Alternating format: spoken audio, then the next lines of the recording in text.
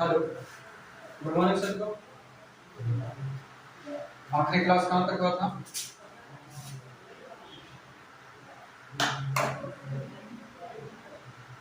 दक्षिण भारत का सैन्य आंदोलन कुछ बाकी भी था इसमें।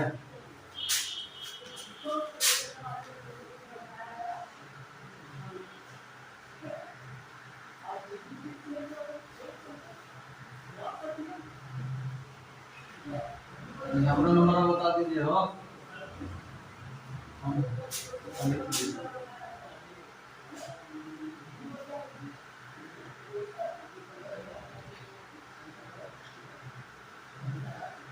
चलिए, सैन्य आंदोलन शुरू करना है ना। इसमें कुछ बाकी रह गया था। पहले जरा बताइएगा कि सैन्य आंदोलन क्यों शुरू हुआ था।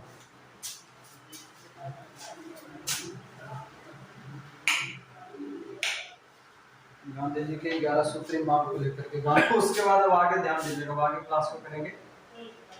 संविदा आंदोलन के दौरान जो है ये जब हम लोग सारा कुछ पढ़े, दक्षिण भारत का पढ़ लिए, मगर संविदा आंदोलन हमारा यहीं पर शांत नहीं हुआ था। ये आगे 1934 तक जाता है। संविदा आंदोलन का जो टोटल पीरियड है ये 1934 तक जाता है। कहाँ तक? 1934। आखिर ये 1934 तक जाता क्यों है, कोई बताएंगे?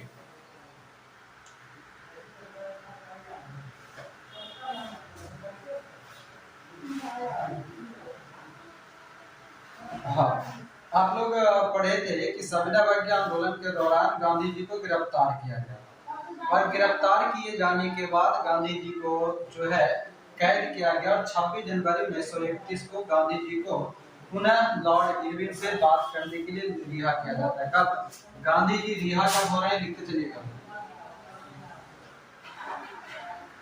गांधी जी रिहा कब होंगे? 26 जनवरी 1931। उस समय गवर्नर कह लीजिए, वो कौन रहेगा? Governor general. गवर्नर जनरल रहेगा लॉर्ड इरविन। ध्यान देते चलिएगा, आगे में एक जगह परिवर्तन होगा ये गवर्नर, ठीक है। गवर्नर कौन है अभी? Lord Irwin. लॉर्ड इरविन से बात करने के लिए ही, यानी कि गांधी जी को छोड़ा क्यों जाता है? क्योंकि विद्रोह जो था पूरे देश में बहुत चरमोत्कर्ष पर था। चरमोत्कर्ष पर होने के कारण गांधी जी को रिहा कर दिया जाता है 26 जनवरी 1931 को, और गांधी जी को यह सुझाव दिया जाता है कि आकर के भारत के जितने भी विद्रोही है उसको शांति बहाल करने के लिए बात करो। इसी को लेकर के 5 मार्च 1931 को एक समझौता होता है, जिसे हम क्या कहते हैं? गांधी इरविन समझौता। कब होगा? 5 मार्च 1931। गांधी इरविन समझौता कराने में व्यक्ति कौन थे? गांधी इरविन समझौता कराने के लिए 2 व्यक्ति प्रमुख रूप से थे। एक तेज बहादुर सप्रू मौजूद थे और एक जो आपका थे वो थे एम.आर. जयकर। एक जो थे वो कौन थे? एम.आर. जयकर।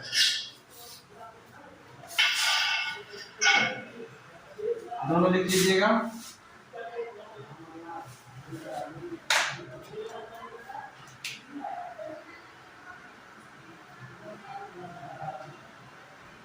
तेज बहादुर सप्रू और एक लिखेंगे एम.आर. जयकर। क्लियर? तेज बहादुर सप्रू और एम.आर. जयकर ये 2 प्रमुख व्यक्ति थे। उधर दिख रहा है आप लोग को? नहीं दिखेगा तो सुनते। हाँ, एम.आर. जयकर और गांधी तेज बहादुर सप्रू के प्रयास से गांधी इरविन समझौता होता है 5 मार्च 1931 को। और यही एम.आर.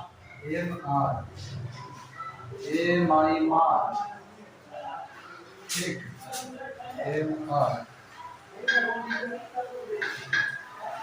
हाँ, और क्या कह रहे थे? ये जो गांधी इरविन समझौता हुआ, गांधी इरविन समझौता के तहत ही गांधी जी को दूसरा गोलमेज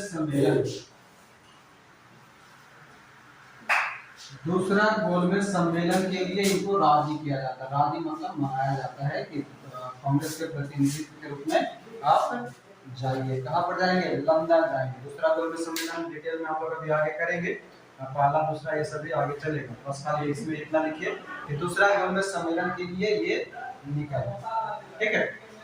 ये जो दूसरा गोलमेज सम्मेलन होता है सितंबर के आसपास में शुरू होता है, डिटेल लिख पाएंगे। वहां पर जब गांधी जी गए तो गांधी जी ने वहां पर एक बात रखा, किनके तरफ से खचखच का आवाज है? आदित्य, आपने बताइए क्या कह रहे थे कि हाँ, दूसरा गोलमेज सम्मेलन में जब गांधी जी गए तो वहां पर एक बात रखा गया था, डोमिनियन स्टेट का। क्या रखा गया था? डोमिनियन स्टेट का बात रखा गया था, जो कि वहां पर दूसरे गोलमेज सम्मेलन में माना नहीं जाता है। दूसरा गोलमेज सम्मेलन में डोमिनियन स्टेट को माना नहीं जाता है। इस कारण से गांधी जी उदास होकर के पुनः भारत रिटर्न आए। कब आए? पुनः भारत लौट आए। कब? निराश होकर। डोमिनियन स्टेट की बात दूसरा गोलमेज सम्मेलन के तहत नहीं माना गया, और नहीं माने जाने के कारण गांधी जी वहां से निराश होकर के लौट आए। और उसी समय हुआ ये था कि 1931-32 के आसपास में विश्वव्यापी मंदी भी चल रहा था। यहाँ पर तब तक अंग्रेजों ने कुछ लगान भी बढ़ा रखा था, और जो 11 सूत्री मांग जो था उसके तहत जो गांधी जी ने रखा था कि कम लगान किया जाए, वो लगान वगैरह भी कम नहीं किया गया, उल्टा सब पर और ज्यादा ही बढ़ोतरी किया जा रहा था, या फिर उसको प्रताड़ित किया जा रहा था। गांधी जी के पास पुनः ये सविनय अवज्ञा आंदोलन के अलावा कोई दूसरा ऑप्शन बचा नहीं, और इस प्रकार गांधी जी जब यहाँ पर आए भारत लौटने के बाद, और पुनः दिसंबर 1930 के आसपास में नहीं सॉरी पुनः 1932 में, पुनः 1932 में 4 जनवरी 1932 को सविनय अवज्ञा आंदोलन, लिखते चलेंगे, कोई दिक्कत होगा तो बोलिएगा, आंदोलन शुरू किया गया। किसके द्वारा किया जाएगा? गांधी जी के द्वारा शुरू किया गया। मगर ध्यान दीजिएगा, जो सबसे इंपॉर्टेंट यहाँ पर हमारा सवाल आएगा वो, और अक्सर यहाँ पर फंसता है, ध्यान देंगे। जब गांधी अरविंद समझौता शुरू हुआ था, यानी कि जब शुरू हुआ समय क्या रहता है? 1930 में। जब 30 में समय था तो गवर्नर जनरल हमारा कौन था? जब शुरू हुआ था गवर्नर जनरल कौन था? इरविन। मगर पुनः जब सविनय अवज्ञा आंदोलन शुरू होता है, उस समय गवर्नर जनरल चेंज हो चुका रहता है, 1932 में है, 1932 में रहेगा लॉर्ड वेलिंगटन। कौन रहेगा? लॉर्ड वेलिंगटन यहाँ पर हमारा गवर्नर जनरल रहेगा, जो कि इंपॉर्टेंट प्रश्न है, ठीक है। कौन रहेगा? दूसरा बात, यानी कि प्रश्न हमसे पूछेगा कि पुनः गांधी जी द्वारा सविनय अवज्ञा आंदोलन शुरू किया गया, उस समय भारत का गवर्नर जनरल कौन था? तो कौन रहेगा? लॉर्ड वेलिंगटन पुनः हमारा गवर्नर जनरल रहेगा। मगर ध्यान दीजिएगा, जैसे ही गांधी जी 4 जनवरी 1932 को सविनय अवज्ञा आंदोलन शुरू करते हैं पुनः, उसी समय फिर से इनको गिरफ्तार कर लिया जाता है, और कांग्रेस के अधिकांश प्रमुख नेता जो था वो पुनः गिरफ्तार कर लिए जाते हैं। और गिरफ्तार करने के साथ साथ होता यूं है कि कांग्रेस जो है, कांग्रेस जो है ये गैर कानूनी पार्टी घोषित कर दी जाती है। कांग्रेस गैर कानूनी पार्टी घोषित होता है। क्लियर?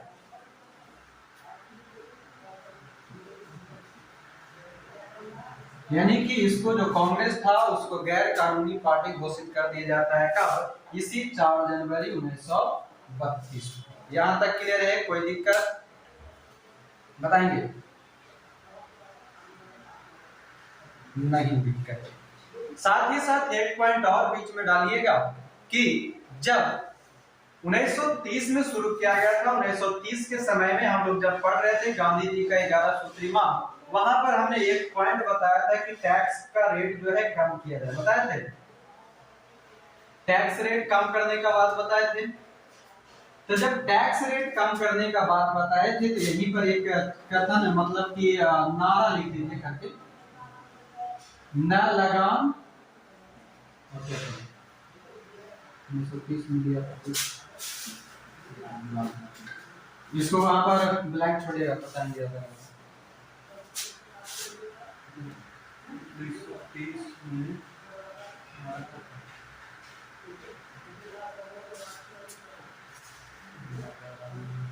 हाँ, न लगाम न टैक्स यानी कि कर, न लगाम न टैक्स यानी कि कर 1930 में ये नारा दिया गया था। और ये जो उस समय जो मुख्यतः था वो बिहार, संयुक्त प्रांत, आंध्र प्रदेश, इन सभी हिस्सों में ये सारा चीज नारा के रूप में दिया गया था। अभियान चलाया गया था, न लगाम न टैक्स का अभियान चलाया गया था। बिहार, आंध्र प्रदेश, मध्य प्रांत, संयुक्त प्रांत, बंगाल, पंजाब, ये सभी क्षेत्र, ये उसको बीच में थोड़ा रोस्ट कर दीजिए। अब आगे आइए, 1932 को हमने क्या बताया कि 4 जनवरी 1932 को जो कांग्रेस है वो गैर कानूनी घोषित कर दिया जाता है। और इस प्रकार होता यूं है कि जितने भी कांग्रेस में व्यक्ति था वो तो गिरफ्तार हो चुका था, कांग्रेस पार्टी गैर कानूनी घोषित हो चुका था। और इस प्रकार सविनय अवज्ञा आंदोलन धीरे धीरे शांत होता चला गया। सविनय अवज्ञा आंदोलन क्या हो गया, धीरे धीरे शांत होता गया। और कांग्रेस जो था ये 1933, ध्यान दीजिएगा आगे इधर दिखाई दे रहा है, ये वाला दिखाई दे रहा है, ये पोर्शन आप लोग को, हाँ तो आगे देखिए, कांग्रेस जो है साल 1933 में सविनय अवज्ञा आंदोलन, शॉर्टकट में लिखे ठीक है, सविनय अवज्ञा आंदोलन को निरस्त करता, अभी ध्यान दीजिएगा अभी निरस्त ही हो रहा है, ठीक ना। कांग्रेस 1933 में सविनय अवज्ञा आंदोलन को निलंबित या निरस्त कर देता है। और उसके बाद मई 1934 में कांग्रेस का अधिवेशन होता है। कांग्रेस अधिवेशन में सविनय अवज्ञा आंदोलन को वापस कर लिया जाता है। कोई बताएंगे 1934 में कौन सा अधिवेशन था? बम्बई अधिवेशन। हाँ, 1934 ईस्वी में बम्बई अधिवेशन में सविनय अवज्ञा आंदोलन को वापस कर लिया जाता है, ठीक है। यानी कि आप क्या ध्यान रखना है कि सविनय अवज्ञा आंदोलन कांग्रेस 1933 में सविनय अवज्ञा आंदोलन को निरस्त करता है, यानी कि निलंबित करता है। क्या करेगा? निलंबित करता है। उसके बाद मई 1934 में कांग्रेस का बम्बई अधिवेशन होता है। बम्बई अधिवेशन में पूर्ण रूप से सविनय अवज्ञा आंदोलन को वापस ले लिया जाता है और गांधी जी पुनः एक बार भारतीय राजनीति से दूर हो चुके हैं। गांधी जी अब क्या हो गए, 1934 के बाद पुनः एक बार राजनीति से दूर हो गए थे। उधर का चौरी चौरा कांड कब हुआ था? 1922 में जब हुआ तो 1922 में गांधी जी जब चौरी चौरा कांड के बाद क्या हुए थे कि वो फिर से राजनीति से दूर हो गए थे। उसके बाद 1924 में उनको फिर से मनाया गया और 24 में मनाने के बाद उनको कांग्रेस का अध्यक्षता दिया गया और फिर से उनके ऊपर सारी भारत की राजनीति यानी कि आंदोलन का जिम्मा दे दिया गया और फिर से उन्होंने तरह तरह के आंदोलन चलाया। उसी आंदोलन के तहत 1930 में उन्होंने सविनय अवज्ञा आंदोलन चलाया और 1930 से सविनय अवज्ञा आंदोलन चलते चलते बीच में थोड़े समय के लिए स्टॉप हो गया था क्योंकि गांधी हिंद समझौता हुआ था और गांधी हिंद समझौता के तहत जो गांधी जी थे वो लंदन चले गए थे दूसरा गोलमेज सम्मेलन में। मगर वहां पर जिस बात को लेकर के वो गए थे डोमिनियन स्टेट को लेकर के यानी कि अधिराज्य का दर्जा प्राप्त करने के लिए, वो उन्हें प्राप्त नहीं हुआ और पुनः वो निराशाजनक होकर के भारत लौटे। भारत लौटने के बाद 4 जनवरी 1932 को सविनय अवज्ञा आंदोलन को फिर से शुरू किया जाता है और इस समय गवर्नर जनरल हमारा चेंज हो चुका रहता है। वो कौन है? तो लॉर्ड वेलिंगटन है। और उसके बाद 1933 में जो कांग्रेस है वो स्वयं से अपने जो सविनय अवज्ञा आंदोलन है उसको निरस्त कर देता है और कांग्रेस का मई 1934 का बम्बई अधिवेशन में इसको वापस करना। तो जल्दी से बताएंगे कि मई 1934 में जो बम्बई अधिवेशन हुआ था, इसका अध्यक्षता कौन किया था? 1934 में अध्यक्ष कौन थे? राजेंद्र प्रसाद। लिख लीजिएगा वहीं पर।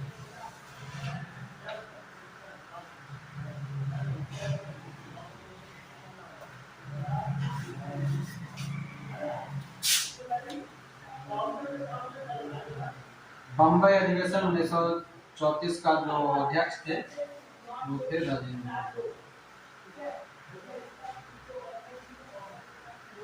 दिक्कत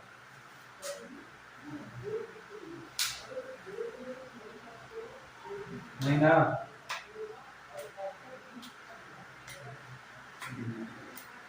और इस प्रकार स्वाधीनता आंदोलन हमारा समाप्त हुआ। और एक दो कथन लिख लीजिए। गांधी जी बहुत विरोध होता है, ठीक है, ऐसा नहीं है कि गांधी जी का विरोध नहीं हुआ, उनको भी हमेशा ताना सुनना पड़ेगा। तो कथन लिखिएगा, यहाँ पर लिख रहे हैं, ठीक ना? ना दिखेगा तो बोलिएगा, नहीं दिखाई दे रहा तो सुन के लिख लीजिए। लिखिएगा, यहाँ पर लिख दे रहे हैं, बॉक्स में ध्यान दीजिएगा। लिखेंगे कथन। सुभाष चंद्र बोस और विठल भाई पटेल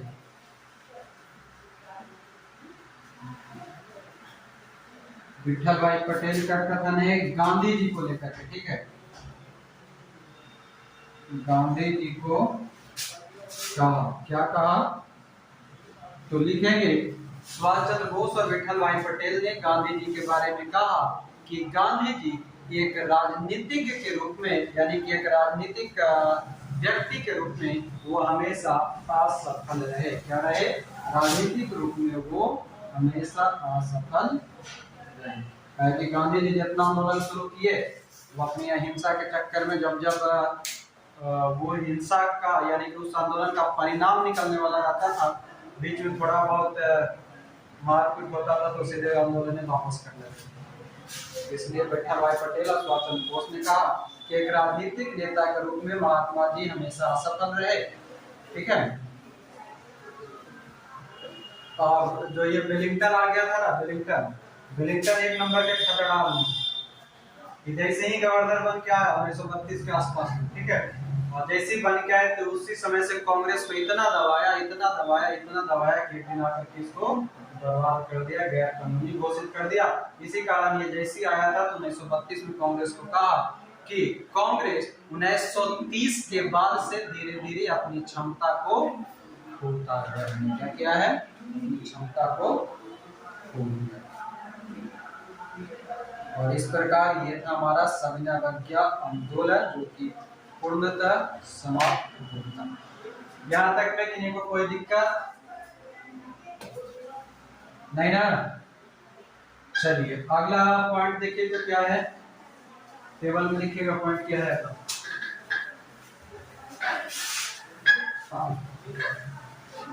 5 से 7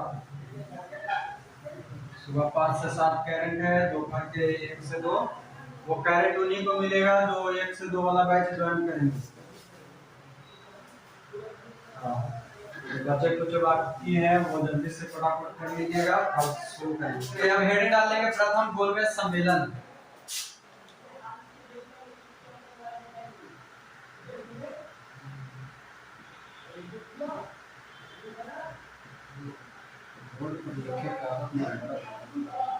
सम्मेलन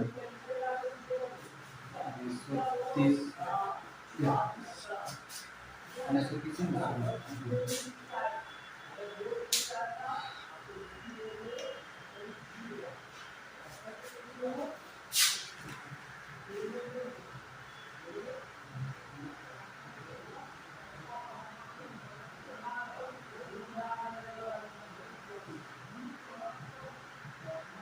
चलिए लिखते चलिएगा।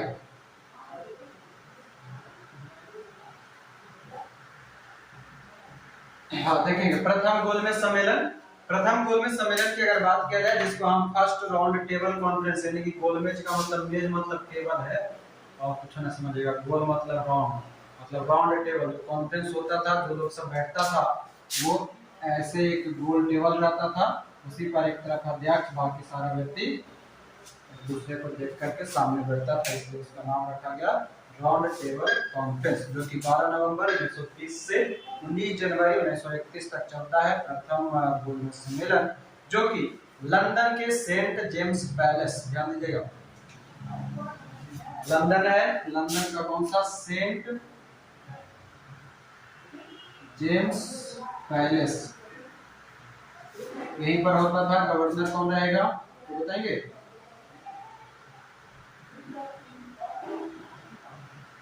लॉर्ड इरविन रहेगा, ठीक है। पहला गोलमेज सम्मेलन लंदन के सेंट जेम्स पैलेस में होगा, गवर्नर जनरल लॉर्ड इरविन रहेगा। आगे आइए। अच्छा, कोई बताएंगे कि जो ये प्रथम गोलमेज सम्मेलन हुआ था, ये क्यों किया गया था? चलिए, होता यूं है कि हम लोग पढ़े थे साइमन कमीशन। साइमन कमीशन पढ़े थे, कब पढ़े थे?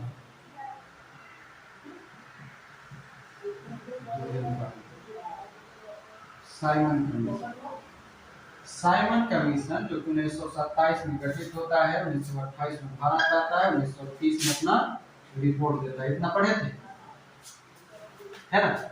इसी साइमन कमीशन के रिपोर्ट पर विचार करने के लिए, क्या करने के लिए? विचार करने के लिए पहला गोलमेज सम्मेलन बुलाया गया था। साइमन कमीशन में जो कुछ भी रिपोर्ट में दिया गया था, उसका सारा डिटेल पिछले क्लासेस में हमने लिखवा दिया है। 1927 में साइमन कमीशन का गठन होता है, 1928 में साइमन कमीशन भारत आता है, 1930 में साइमन कमीशन अपना रिपोर्ट जारी करता है, और इसी साइमन कमीशन के रिपोर्ट पर विचार करने के लिए पहला गोलमेज सम्मेलन कराया जाता है। साइमन कमीशन की रिपोर्ट पर, यानी कि साइमन कमीशन के प्रस्ताव जो दिया गया था, उसी पर विचार करने के लिए इसको बुलाया जाता है। और इस सम्मेलन का उद्घाटन कौन करेगा? उस समय ब्रिटेन का प्रधानमंत्री था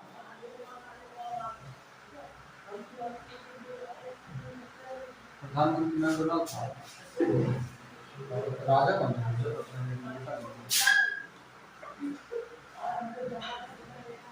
सम्राट था जॉर्ज पंचम, और पीएम था McDonald, Lord Ramsay McDonald.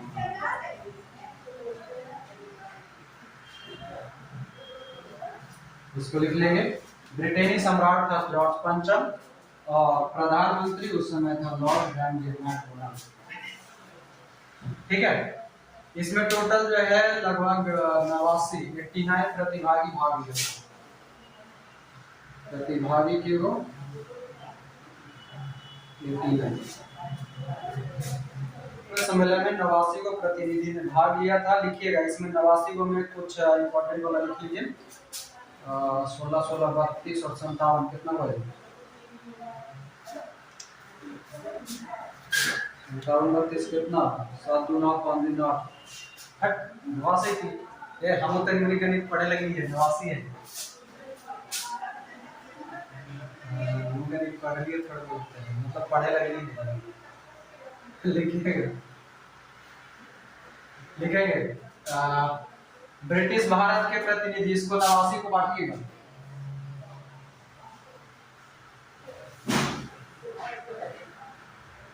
British Bharat के प्रतिनिधि लिख लेंगे 57। उसके बाद लिखेंगे भारत सरकार की ओर से 16 16 को, ये 16 को रहेगा और ये 16 को रहेगा। भारत का जो देशी रियासत था ना, देशी रियासत से 16, देशी रियासत से 16, देशी रियासत से 16, और ब्रिटेन के प्रमुख राजनीतिक संगठन से 16।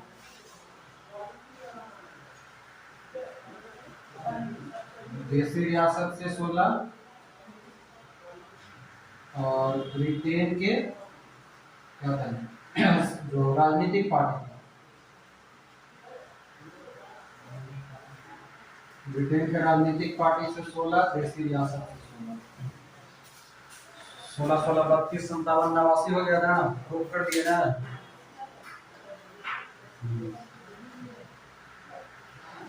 चलिए अब इसमें जो है 89 हुआ है, तो 89 का नाम हम लोगों को पढ़ना जरूरी नहीं है, मगर दो चार को बात हम लोग को पढ़ना चाहिए और याद भी रखना चाहिए, जो सुनिए। पहले हम लोग भारत के प्रमुख व्यक्ति है उसका नाम बता देते हैं, जब वीडियो आप लोग अगर सुनिएगा उसमें एक आपका रिकॉल हो जाएगा, इसलिए हम वो बता देते, बाकी दो चार पॉइंट जो लिखवाएंगे उसको बाद में लिखिएगा। सबसे पहले देखेंगे उदारवादी दल। उदारवादी दल की तरफ से जो था वो तेज बहादुर सप्रू, श्रीनिवास शास्त्री और बी वाई चिंतामणि। सारे लोग म्यूट हो जाइएगा, म्यूट हो जाएंगे। हाँ, क्या कह रहे थे कि जो उदारवादी पार्टी के तरफ से भारत के जो 57 प्रतिनिधि गया था, ब्रिटिश भारत के प्रतिनिधि जो भारत के ही था 57, उनमें उदारवादी दल से तेज बहादुर सप्रू, श्रीनिवास शास्त्री और सी वाई चिंतामणि। उसके बाद हिंदू महासभा पार्टी से बी.एस. मुंजे, डॉक्टर एम.आर. जयकर और बी.एस. मुंजे हिंदू महासभा से। उसके बाद मुस्लिम लीग पार्टी से जो गया था उसमें मोहम्मद अली जिन्ना, अली जौहर, आगा खां, फजलुल हक, मोहम्मद शफी, मोहम्मद जफरुल्लाह, फजलुल हक, मोहम्मद शफी, मोहम्मद जफरुल्लाह, अली जौहर, आगा खां, मोहम्मद अली जिन्ना, ये सभी मुस्लिम लीग से था। उसके बाद सिख से लिखिएगा सरदार स्वर्ण सिंह, इसको लिखिएगा साथ साथ लिखते चलिए।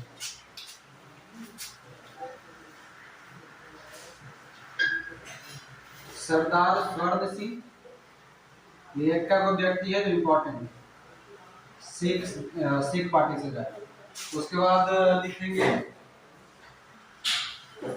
अम्बेडकर, मतलब भीमराव अम्बेडकर,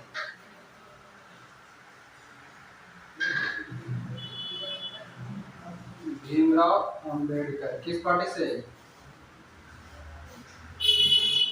दलित पार्टी से, ठीक है। सिख की तरफ से सरदार स्वर्ण सिंह, दलित पार्टी की तरफ से जो है वो आपका हो जाएगा अम्बेडकर। और उसके बाद एक व्यापारी क्या था, व्यापारी का नाम भी लिख लीजिएगा, होमी मोदी। मोदी जी व्यापार करता है ना, ये होमी मोदी नाम का एक व्यापारी था, व्यापारी, ठीक, व्यापारी थे। क्या बोल रहे हैं?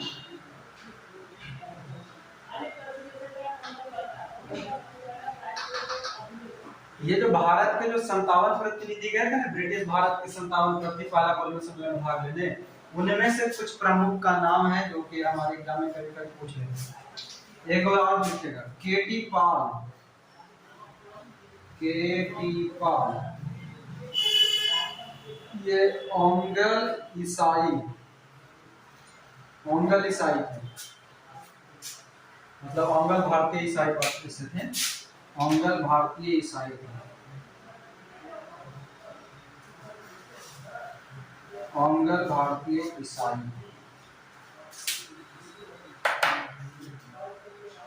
तो क्या उदारवादी में तेज बहादुर सप्रू, श्रीनिवास शास्त्री और सी वाई चिंतामणि। सरदार स्वर्ण सिंह सिख पार्टी से, मतलब सिख थे। भीमराव अम्बेडकर दलित वर्ग से थे। होमी मोदी व्यापारी मंडल से थे। केटी पाल ओंगल भारतीय ईसाई।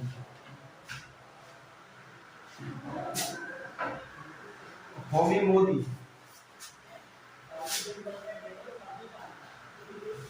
अब इसको मिटा रहे हैं कितना।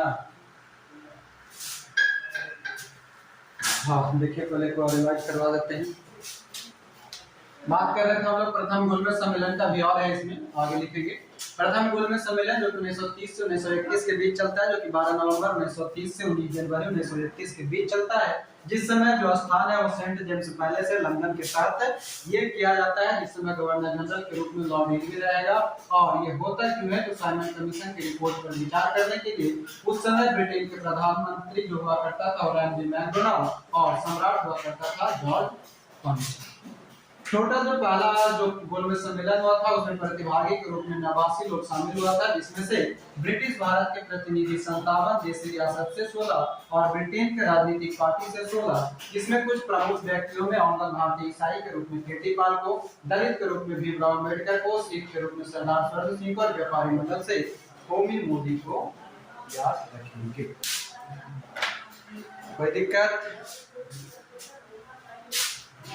जल्दी जल्दी हाथ बढ़ाइएगा, आगे पॉलिटी भी करना। पॉलिटी में क्या चल रहा है? चलिए आगे लिखिएगा, देशी रियासत लिख करके डायरेक्ट लिखिए। देशी रियासत, देशी रियासत में लिख लेंगे कौन कौन सा हम बोलते हैं, आप लोग लिखिए। लिखिए बड़ौदा, भोपाल, बड़ौदा, भोपाल, इंदौर, ग्वालियर, मैसूर, मैसूर, पटियाला, पटियाला, बीकानेर, अलवर। सुनिए, बड़ौदा, बोलिएगा जल्दी, कौन कौन था? बड़ौदा,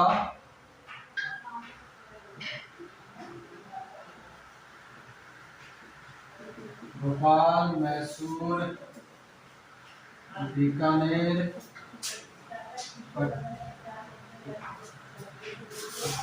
हाँ अभी थोड़ा देर बाद करेंगे ये। पटियाला आपत्ति लगेगी, बड़ौदा, भोपाल, मैसूर, बीकानेर, पटियाला, अलवर, ग्वालियर, पंजाब आदि करनी है।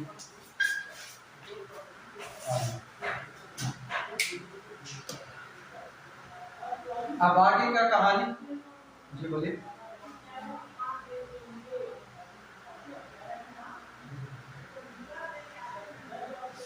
संपूर्ण सी हाँ ये काम कीजिएगा, जो क्या लिखवाए थे, सीख वाला जो लिखवाए थे सरदार स्वर्ण सिंह, उसको संपूर्ण कर दीजिएगा। सरदार स्वर्ण सिंह वो कौन सा कमेटी था जी, मौलिक करता तो वो याद रह जाता है। संपूर्ण कर लेंगे, सरदार संपूर्ण सिंह,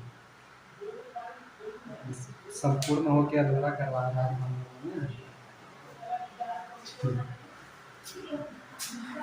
इसको सुधार देंगे, सरदार संपूर्ण कर लेंगे।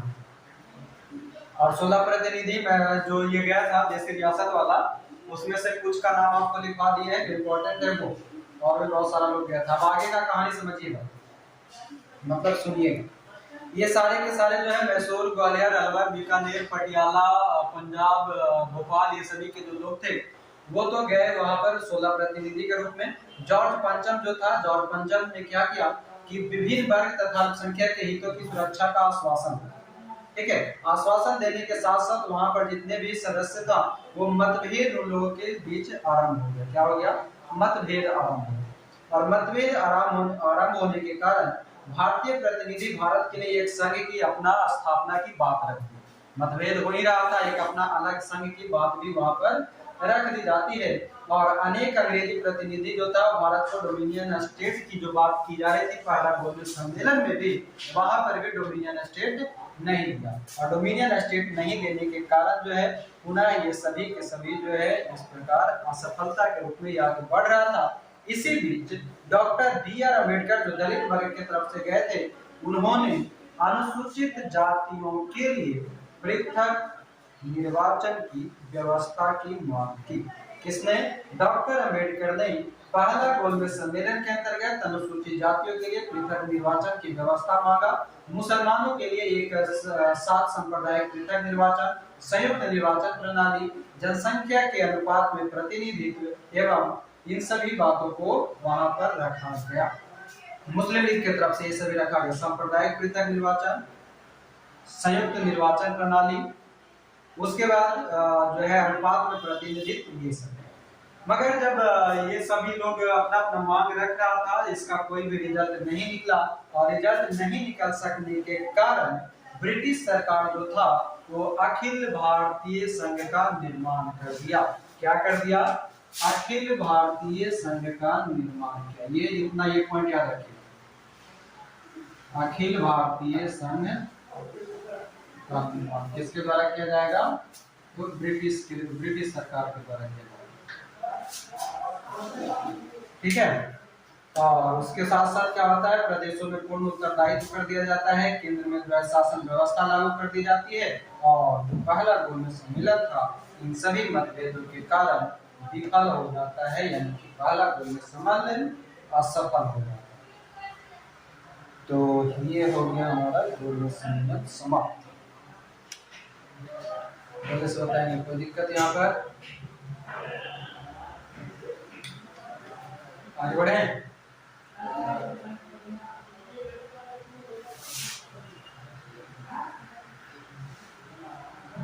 किसको?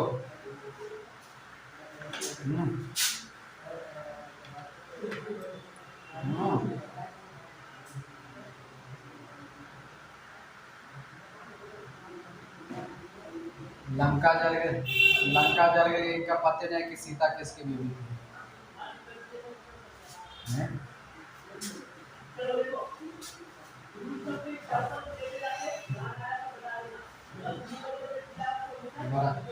बाराती निकल जाएगा आपका, बाद में पूछिएगा आप कि जाके दूल्हा कौन है? पड़ोस वाला लेके चल जाएगा कहीं।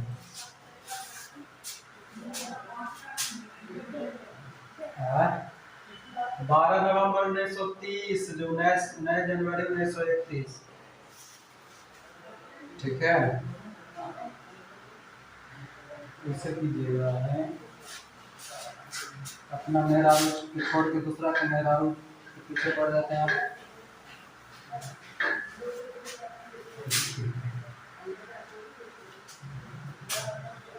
चलिए, तो ये हमारा पहला गोलमेज सम्मेलन समाप्त हो गया। इनका कुछ था कि नहीं समझ में आया, समझे वाला कुछ है? साइमन कमीशन, खाली सीधा सीधा याद रखें कि पहला गोलमेज सम्मेलन जो हुआ था साइमन कमीशन की रिपोर्ट पर विचार करने के लिए लाया गया। ठीक ना, और कुछ नहीं समझना। बाकी जो ईस्वी, डेट, नाम, गाम है सब आपको रखना पड़ेगा। आइए अब लिखेंगे दूसरा गोलमेज सम्मेलन, हेड डालेंगे। कब होगा दूसरा गोलमेज सम्मेलन? 7 सितंबर 1931।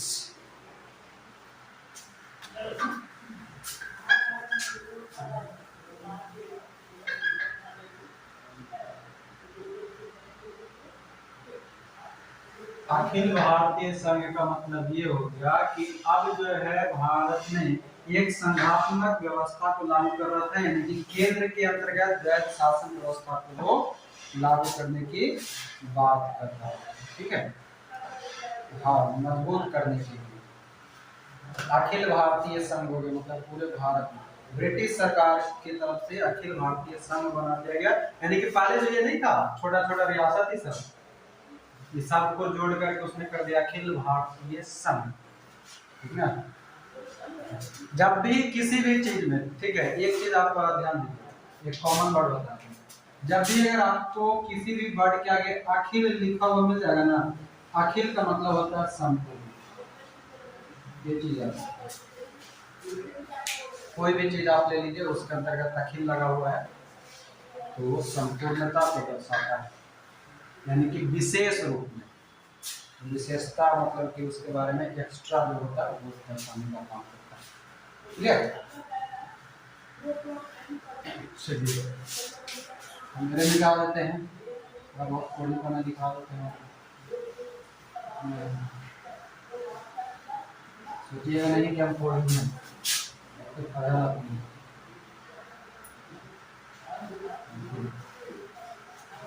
कर दिया ना। चलिए सेकंड राउंड टेबल कॉन्फ्रेंस लिखेंगे। मगर मगर मगर गांधी ने समझौता लिखवाया जी आपको?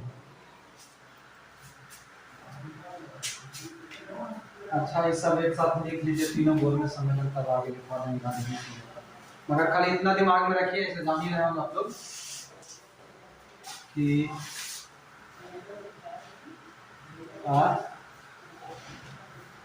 बताते हैं।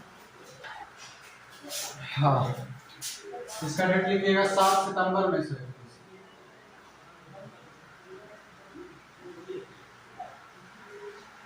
हाँ पहले गांधी ने समझौता करवाया है, हमको वैसा लग रहा है कि जब तक गांधी ने समझौता ना समझ में आएगा दूसरे को भी समझ नहीं समझेंगे। इसको पीछे बैक कीजिए, पहले गांधी ने समझौता हेडिंग डालेंगे, हेडिंग डालेंगे गांधी ने समझौता। अदर्स कौन है जो को जाए ना तो रिमूव कर देंगे आप।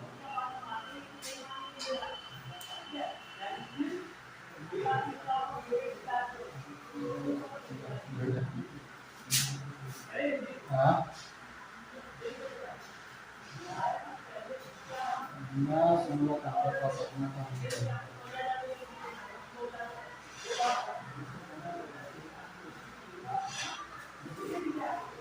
5 मार्च ना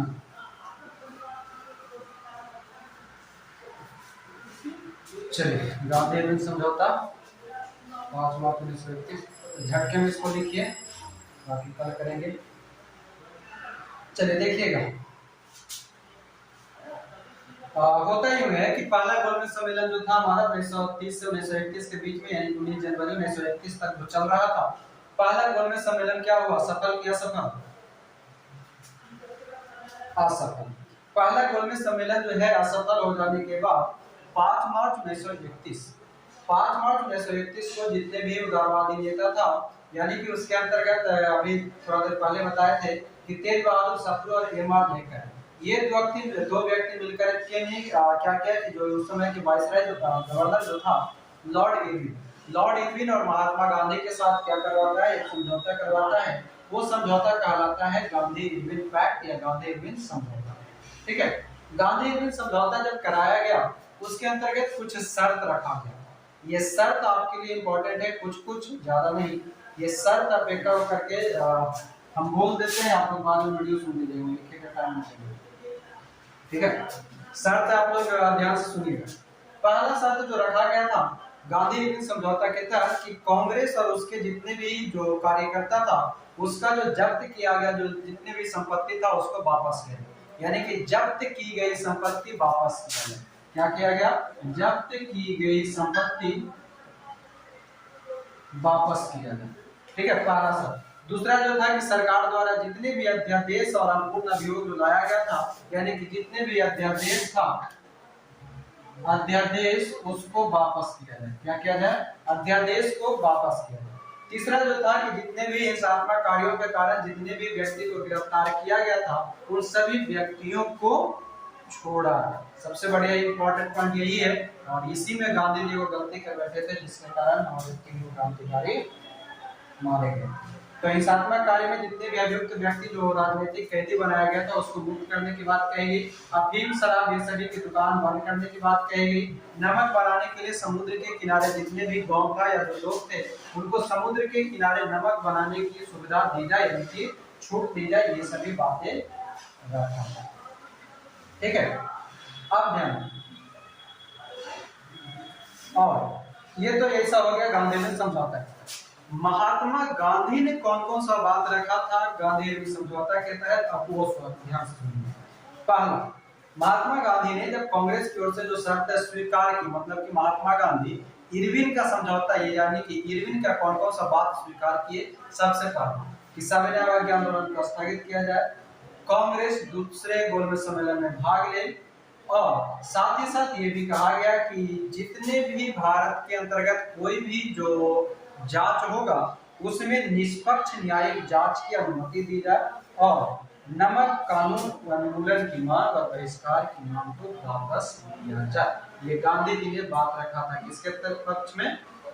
नहीं, ये इरविन की तरफ से ये विचार दिया गया कांग्रेस को, ठीक है, कि सविनय आंदोलन स्थगित करो, दूसरा गोलमेज सम्मेलन में भाग लो, नमक का जो बहिष्कार है वो सबको मांग को वापस लो और निष्पक्ष न्यायिक जांच की मांग वापस लो। यहाँ तक क्लियर है? अब आगे सुनिए। जब गांधी विश्व समझौता चल रहा था, गांधी विश्व समझौता के तहत ही हुआ यूं कि सभी के सभी जितने भी लोग जो भारत के नेता थे, खास करके जवाहरलाल नेहरू और सुभाष चंद्र बोस, ये सभी ने इसका फिर से आलोचना कर रहा है। जो गांधी विश्व समझौता हुआ था इसका आलोचना किया, और आलोचना किए जाने के साथ साथ ये लोग जो है फिर से जन आंदोलन की ओर आगे बढ़ रहे थे। इसी बीच गांधी जी जो है वो जितने भी जो बात एक रखी गई थी कि जितने भी राजनीतिक रूप से जो व्यक्ति को गिरफ्तार किया गया है उन सबको वापस लिया जाए, यानी कि वापस किया जाए। इसी में गांधी जी एक भूल कर बैठे, और भूल कर बैठे ये कि जो हमारा कौन, सुभाष चंद्र बोस, सॉरी भगत सिंह और राजगुरु और सुखदेव, ये तीनों को वो जो बात कहा गया था वो बात सही से वो समझ नहीं पाए गांधी जी, और उन तीनों को छोड़ दिया गया और इस कारण से उन तीनों को फांसी कब हुआ था? 23 मार्च 1931 को उन तीनों को फांसी पर लटका दिया जाता है, ठीक है। और युवा कांग्रेस इस तरह के कारण जो था वो नाराज था। इसी कारण जो है कि कांग्रेस ने मार्च 1931 में कराची में एक विशेष अधिवेशन बुलाया, और विशेष अधिवेशन में गांधी जी को काला झंडा भी दिखाया गया था। ये पॉइंट लिख लीजिएगा, मार्च 1931 का कराची अधिवेशन, 21 है ना, मार्च 1931 का कराची विशेष अधिवेशन, विशेष अधिवेशन में जो है गांधी जी का विरोध हुआ, गांधी जी को काला झंडा दिखाया गया। एक बात तो इतना समझ में आता है, भले सब कहते हैं कि गांधी जी के कारण ही सबको आजादी हुआ, मगर वो हमेशा सबको नीचे ही कर दिया। जहां जहां पर भी वो जरूरत पड़ा लोग आगे बढ़ते रहे, आगे बढ़ने के चक्कर में जब जब लोग आखिरी पड़ाव में जाता था वो नीचे खींच। बात सही है कि गलत है? कितने लोग सहमत हैं? बाकी क्या मुझे गांधी बात में क्या हो जाता है, गांधी जी के बारे में तो उल्टा समझ नहीं पड़ता। अक्सर देखा अभी तक जितना भी हम लोग पढ़े गांधी जी के कोई भी आंदोलन पढ़िएगा तो उसमें यही दिखाई देगा, जब जब आखिरी पड़ाव पे यानी कि अब हम सफलता पे हैं, उसका परिणाम आने वाला है, तब तक वो लाल पेन चला देते हैं, है ना। और ये इसका हाँ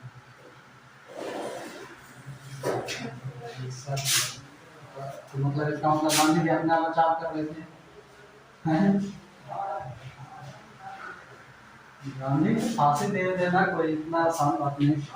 उनके पीछे अहिंसा के रूप में उनके पीछे पूरा देश, मतलब विरोध तो देखिए हर एक व्यक्ति का विरोध होता है। अब सीधे यही देखिए, मान लीजिए अपने आप अभी प्रधानमंत्री है कौन, नेहरू जी, कौन है जी?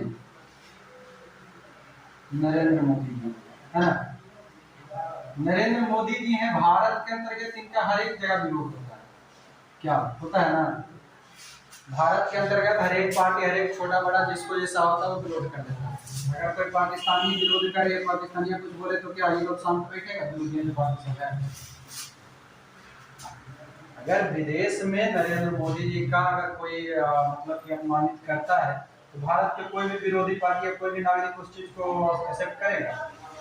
नहीं करेगा।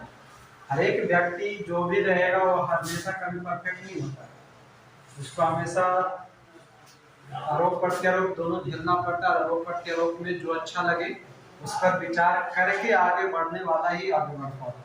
ऐसा नहीं है कि जो अब कोई इनका विरोध कर दे नरेंद्र मोदी जी का, बार बार अपना फैसला पीछे ले लें, इनका कोई नाम रहेगा?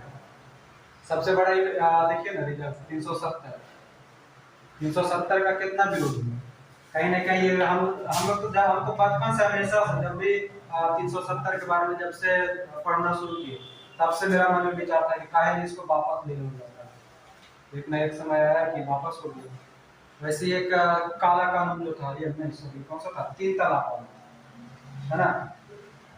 किसी को भी 3 बार हम तलाक तलाक बोल देंगे तो इसका मतलब थोड़ा है कि जीवन का सारा रिश्ता खत्म। तो ये सब जो है बड़ा कठिन फैसला है। इसका क्या चाहिए?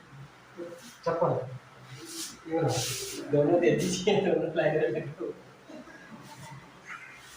ये लग रहा है कुत्ता मारे वाला चप्पल है। जो राहुल कुत्ता मारे वाला चप्पल कहाँ से लेके आ गया? मेरे यहाँ बहुत लोग से बोलता है कि हाथी चले बाजार तो कुत्ता भौंके हजार। अब सुने हैं?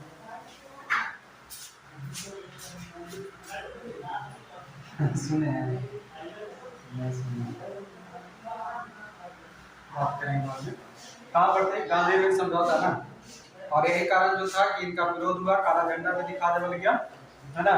और ये कराची का विशेष अधिवेशन का अध्यक्षता कौन किया था? सरदार पटेल ने किया। इतना तक हो गया। और इसी कराची अधिवेशन से कांग्रेस पढ़ाए होंगे तो लिखवा भी दिए होंगे ना, मौलिक अधिकार ये सब यहीं पर आया था ना, मुझे याद है। हाँ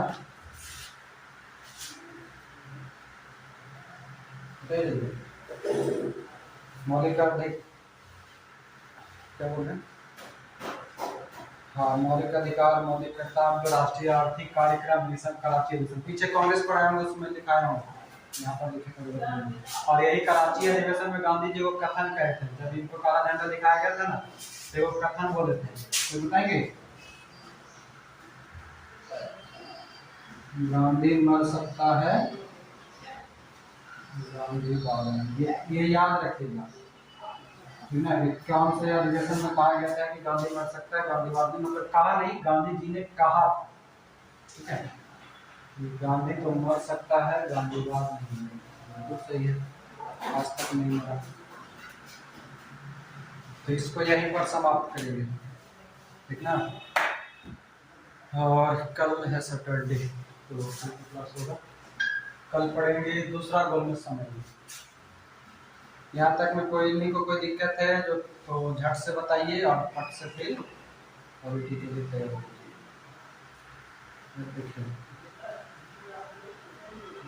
देखते हैं, कल तो सैटरडे हो जा रहा है।